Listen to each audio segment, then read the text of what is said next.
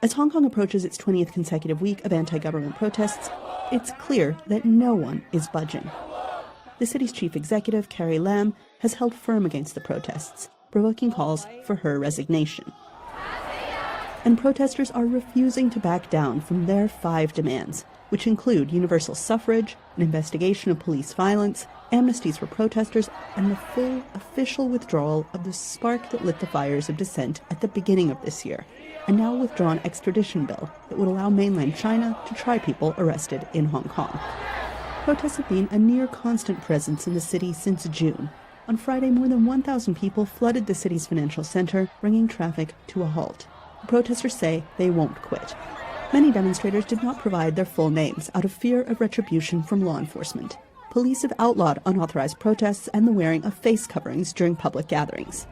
This retiree, a lifelong Hong Kong resident who identified herself as Mrs. Ho, says she's been marching since June and doesn't plan to stop until Lam comes around. So it's just not responding at all. We have all these 5 demands, but not one of them, except she really withdraw the bill. But what about the other 4? The other 4 are so important as well.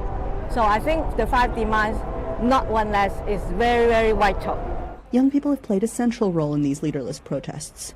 1/3 of the more than 2,200 people arrested have been under the age of 18. We really see that Carrie Lam is she's trying to produce or make some, to try to frighten we Hong Kongers.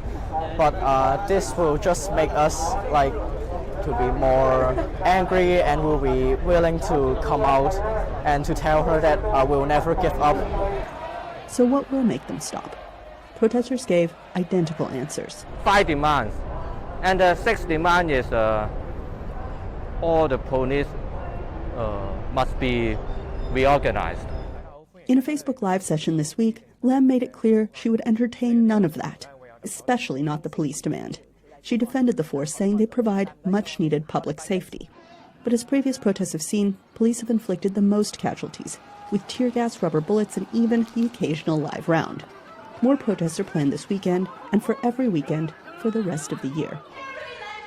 Entrenched on both sides, with each side walking a determined path that, at this point at least, looks unlikely to ever meet in the middle. Anita Paul, VOA News, Hong Kong.